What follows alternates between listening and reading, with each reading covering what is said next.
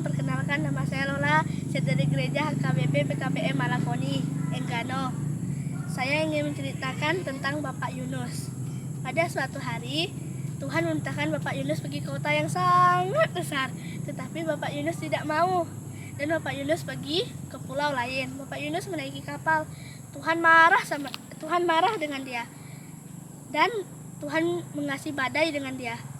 Lalu kapalnya berombang-ambing. Lalu Bapak Yunus melompat ke lautan dan ikan menelannya.